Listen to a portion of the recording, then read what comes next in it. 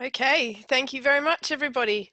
So today we're going to talk about monitoring, evaluation, reporting improvements that there's been a big conversation within Bush Heritage Australia about that, and particular focus on our indicator review that we've done. And I want to point out this is very much a team effort, and Claire there is on hand to answer any tricky questions. So make sure you think of some good ones, some doozies.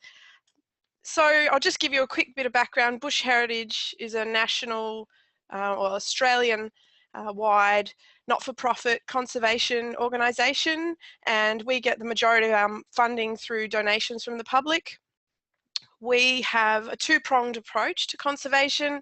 We either purchase properties in significant areas, ecologically significant places, or we partner up with other landholders or natural resource management groups, other NGOs to work on conservation projects together. And so we've got 44 properties now all over Australia, and we're really growing as an organisation.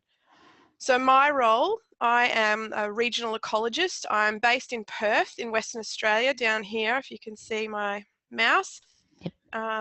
And I am in charge of looking after the ecological program for 3 of our properties. So if you can see over here, there's Hamlin Reserve, Miradi Reserve, and Charles Darwin Reserve. And I also work in partnership with some Aboriginal people, the Burley-Brew traditional owners, with a two-way science project where we support their fantastic on-ground work. So that's my sort of area where I'm focused, and I'm in charge of developing the monitoring program that we do there in these places, well, particularly the properties. The partnership is a little different. It's more about supporting, but for the properties, my role is about developing the monitoring program, facilitating research. It's communicating, engaging with the community, and sharing our wins, our conservation wins. Also talking to, fundraising is a part of my role. So it's quite a varied and busy role, but it's really wonderful job. I'm really excited to be part of Bush Heritage and be able to do this great work. So Bush Heritage uses Miradi in quite a comprehensive way. We use it for our planning, as you might imagine. So, development of vision, targets, threats, strategies. But we also use it for our work planning. So we can allocate time to different strategies and activities throughout the year, different staff. It's also, Miradi is it's intricately linked with our financial systems. So that, again, the resourcing of staff time and funds are all linked in with the plan itself. We also do progress reporting within Miradi against activities, and also putting in measures against indicators, and I'll talk about that a bit later. We also use it for reporting, so extracting trends on how the health of our targets are going. We use that in our annual reports, for example, and other communication tools to attract funding and make sure people know the good work that we're doing. And so lately, Bush Heritage has been having this conversation about monitoring and how we can improve and what we could be doing better. And really out of that conversation came 3 key things. What does Bush Heritage want from monitoring? First one, we want to improve the efficiency and effectiveness of our on-ground work through, because we've got really good decisions based on really good information. So it's not just ecological data, it's all sorts of information. We want to be really making good choices about our on-ground work. We want to be able to really demonstrate that and show our funders and potential donors and have conversations about our work and sort of be able to illustrate the good work we're doing. We want to improve that. And we also want to reduce our monitoring workloads so that we are really just capturing the information we need. Again, it's about that efficiency and really being smart about the information that we collect. So one thing we've been doing is we had an indicator review, and I see Matt Appleby's on the line. He's another one of the ecologists for Bush Heritage, so he was part of this work. Absolutely, this is again a team effort. So there were ecologists and planners, so Claire and Annette were also part of this process. So just a quick reminder, we all know, but an indicator is a measurable entity related to a specific information need, such as a status of a target, change in a threat, or progress towards an objective.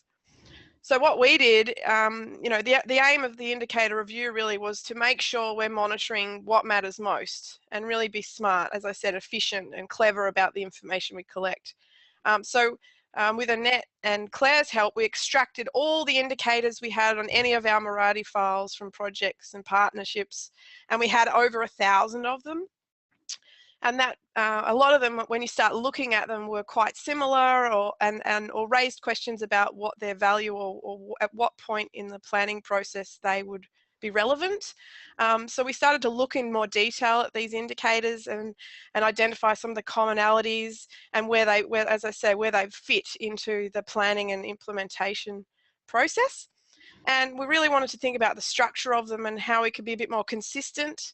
And so we can then start telling stories across different plans, across different regions, and also nationally. You know, if we have a similar terminology and tighten up the types of information we're collecting, we can start to tell a story at a much greater scale, which is quite exciting. So basically, as a result of that process, of that review, we came up with 3 types of indicators. And I understand there's other people out there who've sort of thought about these things and have slightly different terminology, but I think the principle's the same. It's really quite straightforward. The first question we want to know is how much effort are we putting in to activities on the ground? And so that ties in with your results chain and your intermediate results. How much effort are we putting in to those activities? And the types of indicators that you would measure for that, we're going to call output indicators. So that's about effort, capturing that effort. The next one is, has the threat reduced? And that falls into your results chain with the threat reduction results targets. And they're about outcome indicators. So for example, how much effort did you put into controlling rabbits is your output indicators, and are there actually less rabbits as a result would be an outcome indicator. And so the third type, of course, is one that we're as an ecologist, more familiar with and have certainly thought a lot about, and that's how we're going to measure whether the health of our target has been maintained or improved in accordance with our goals, and there are impact indicators. So now we've got these 3 different types, and we can use results chains to help us identify when that information needs to be collected and how it logically fits into our management planning process. So this next one's a little conceptual. Go with me. I whipped it up last night, but just hang in there. So basically, you've got your same colors here. You've got your outputs, your outcomes, and your impacts. And this would be the ideal scenario here. So you're putting in not very much effort. You're getting a really great reduction in your threat, and as a consequence, you're getting a really great improvement in your target health. So that would be the ideal scenario. Over here is not so good. You're putting in a huge amount of effort. You're actually not making much of a difference to your threat, and you're actually not really improving the health of your target. So that'd be the one we're trying to avoid. And then, you know, by collecting those 3 bits of information, you really can start to think more about where you are on these different scales for a particular strategy. So over here, for example, you might be putting in a huge amount of effort, but you're not really seeing any change in your threat, but you are, funnily enough, getting a really nice increase or improvement in the health of your target. And that raises questions. It could be that you're not measuring your threat very well. It could be that you just have to put that effort in to get a tiny improvement, but there's some sort of threshold trigger that increases the health. So that's okay, and you might be okay with that. Or there might be something else that's driving the improvement in the health of your target. And so these kinds of things, you know, by having those 3 pieces of information, you can really start to be clever and think adaptively about what you're doing out there. So now I'm going to give you a real life example of some of these ideas. So back to this map. So Hamlin, I'll take you to this spot here, if you can all see my mouse. So Hamlin Station Reserve was purchased a couple of years ago. It's a relatively new one for us. It's a big one, 202,000 hectares. And these are some of the special sort of landscapes that we're protecting. And this is the Hamlin team here. This is the Hamlin skink, which is found only at Hamlin Station Reserve and a little bit to the south. So really endemic species, big responsibility to make sure we're looking after it and doing the best we can. So I'm going to use Hamlin excuse me, as a bit of to run through some examples of these ideas. So now I'm going to switch, if you just stick with me, everybody. I'm going to switch there. Now, can you all see that? Hopefully okay. Yes, we can. Great. So this now is the results chain for rabbits. So I'm going to use rabbits as an example because it's a really common one for us. So what we've done is we've developed, very much with Claire and Annette's help, a generic results chain that has the structure we want so that it pulls out those obvious steps where outputs, outcome and impact indicators can be captured and collected and thought through. So what you've got, I'll just quickly, I'm assuming most of you have your head around these sorts of diagrams, but basically, you know, this area here is about strategy development. So you undertake baseline surveys to get an idea of where the rabbit issues are. You pick your areas that you're going to make a difference in, and then you get the best techniques together, and that's your development. But it's here in this implementation, so on the ground activity. So in this area here where we're really on the ground doing the work.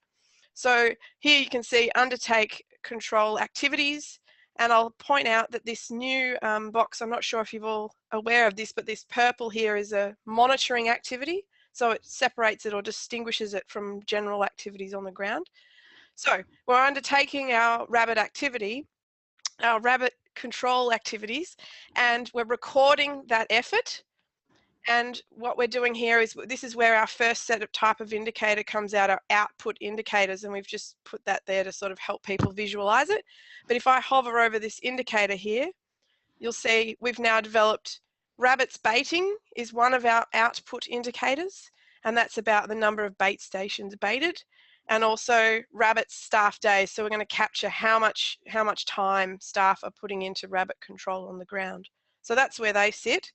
And then you move across this way in the diagram and you come to your threat reduction results. And again, you've got a monitoring activity, a purple box there to say, as a trigger, we need to be recording this information. Excuse me. So we need to monitor rabbit numbers, and you'll see our indicator here, if I hover over it, is rabbit activity, and we're going to use spotlighting routes and repeating spotlighting routes to really get a sense of our rabbit numbers. And so you can see the principle here, if you're doing a lot of work on the ground, you're not really getting any less rabbit numbers, then this is where adaptive element comes in. You can think, maybe I'm not doing something quite right here, or something could be done differently. And then again, as you progress over this way, you've got your monitoring your targets. And so for example, up here, there's quite a few in that one, but conversations need to be had about how many you need to have and what's realistic and repeatable, but they're the ones we've selected. And again, if you're not getting any improvement, then that adaptive element comes in again. And so you can see outputs are at this sort of phase, or the implementation. Outcome indicators are where you're starting to really measure whether it's made a difference to the threat, and then impacts over here. So that's, and we've now developed generic results chains for fire management, erosion, feral predators and other feral herbivores. And so that's, the idea is that the reserve staff can take these generic structures or frameworks back to their patch and tweak them and make them obviously relevant. But that sort of structure and that sort of key visualization and logic about where those indicators need to be monitored is really useful, I think. It's really helped me anyway understand the process. Now I'll just show you a couple of other things. You got about 5 minutes, Ness. Great, that's perfect. Yep. Thank you. So as I mentioned, Bush Heritage uses the work planning component of Miradi, which is really useful. So here I've got open, you can see the invasive herbivores rabbits results chain, and we've I moved my mouse away so it doesn't open those boxes, but basically you can see those activities are ordered in a logical left to right approach that's in the results chain, and we've got people assigned to each activity. They're the names, and over here of course are the work units, so that's the number of days and the time of year that that particular staff member will be giving to that particular activity. Also, over this side, normally we would have also our budgets directly, again, linked to those activities, so it's all tied together really well. In this area, this is progress reporting. So against each activity, the person is in charge there or assigned to that will be writing a progress report in there about the activity to make sure it's that they're on track with it all. So that's really helpful and useful, and it ties it all together because a lot of the reserve staff, this is really what they're looking at a lot of the time. What am I doing next, and what time of the year should I be doing it? So that's great. The other thing I'll show you just quickly, so the progress reporting against activities is in here, but if I just whip back there, it just takes a moment. If I click now in here, when it comes to capturing the measurements for your indicators, you click in that, depending on if it's an outcome, and you click on the indicator box, and there they are. And this is where you put your measurements in. So you put your date that you're recording the information, and you've got your units, number of bait stations, and then you'd put 6, 22, whatever it is, and come back. And you'll note we haven't got anything in there just yet because we're still in that strategy development phase for rabbits at Hamlin, but that's where that information would be captured. Last thing I'll show you is something else we've developed, which I think helps sort of bring it all together. So this is a spreadsheet that sort of extracts the indicators out, the different types of indicators from Miradi for all the indicators, for Hamlin. So you can see here, these are the output indicators, and so there's all sorts of ones, but focusing here on the rabbits. So these are the same ones that I've already shown you, and this is where some more information could go. It could also sit in Miradi, of course, but just some details about how you're going to actually do that, where are you going to put the bait stations, how often, who's in charge, that sort of stuff could go in there as well to sort of summarize what monitoring needs to be done in terms of recording effort across the different strategies. This one is your outcome indicators. Again, we're just focusing on rabbits, but you can bring it all together is really the idea here, and outline some of that more method type work and frequency and things and reporting. And obviously, as I said, as an ecologist, a lot of attention has gone into this element, sort of measuring the health of your targets. So these are our targets, and we've really thought through what we're going to measure there and how. And if I scroll across, there's information on the method type, who's the manager, who is actually doing the work, how often, all that sort of thing. So yeah, that's sort of summarizing it all in one place, and I find that quite useful. I'll just finish up on one more slide here. I think this sort of process has really helped, has really helped us to ask some really good questions about, what indicators we've got. Are they useful? Are they easy to measure? That's been really helpful for us. But also, as you go through that indicator review, it'll allow us to ask those questions about effort. Is it appropriate, the amount of effort? Are we getting an acceptable outcome in proportion to that effort? And are we actually ultimately achieving our goals? Obviously that's the key question. Are our monitoring methods sustainable, repeatable, and able to give us the information we need in terms of those different elements? And then of course that adaptive element also really comes out about rethinking what we're doing. By tidying up our indicators and clearly our monitoring system, we're really able to think about some of those other big questions that we all want to know the answer to. So I'll just finish up on this. I love this picture. This is Hamlin. So these are eucalypt trees here, and these circles are old spinifex, which is a type of grass over here. And when they get really old, the center dies out and they become rings. So this is absolute prime Hamlin skink country, and so this is it's really important that we protect this kind of area. But again, I just want to say thanks for the opportunity to speak, and I really do, it's a team effort with Matt on the line and Alex in our Queensland office, and Annette and Claire have all been part of this, and it's been really useful, I think, and it'll improve our systems across the organisation. So thank you. Cool, thanks Ness, that's great. We've got a few more minutes before we need to move on to the next agenda item, so wondering if anyone's got any questions. If you hover over the screen at the bottom or the top, you should see a Q&A box where you can type in a question. I'm not seeing any there just yet, but go for it if you've got some questions or you want to know a bit more about something. But while folks are maybe doing that, any of the panelists, Dan or Brian, have you got any questions for Vanessa to keep the conversation happening?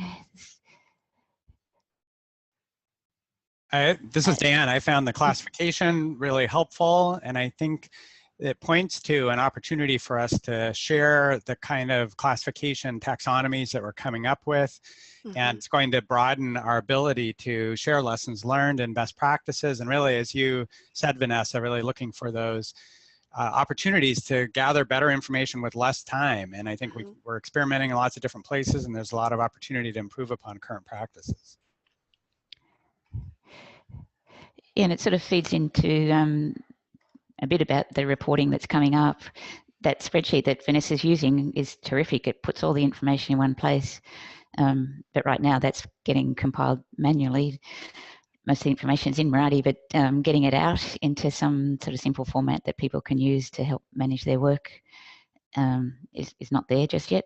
But that kind of real world use of data really helps to define what format of reports we need to be able to get out of the system once we've got the data in there. Hi, this is Brian. Vanessa, I'm curious what kind of effort it took to catalog all of the indicators and then prioritize them. Was that a 1 month process, a 3 month process? Claire, do you want to take it? Go on, Claire. Oh, hello. Hi, everyone. It's Claire here. I'm just in Melbourne. Look, we started the process at the start of last year. So, and I mean, it didn't take that long because it was a very laborious process. It just getting people's time, and we flew in the ecologists to have a couple of day face-to-face meetings to kind of look through how we were going to use the taxonomies and the different naming kind of conventions. So I think, I mean, if you think about it in terms of the block of time, it was probably a couple of months, but we already had a pretty good idea about what we wanted to monitor. It was just that we were naming things, the same kind of things in different ways. So it was also about getting those generic kind of naming conventions as well. So, so there's a question there in the Q&A box. I don't know, Vanessa, if you can see that from Anita I guess you're in Brazil, Anita. Yeah, how much effort is going into put the monitoring in place for the strategy? Percent of time, yeah. Can you talk to that? Yeah, sure. So obviously we want to make sure that not a huge amount of time, we want to keep it as efficient as we can.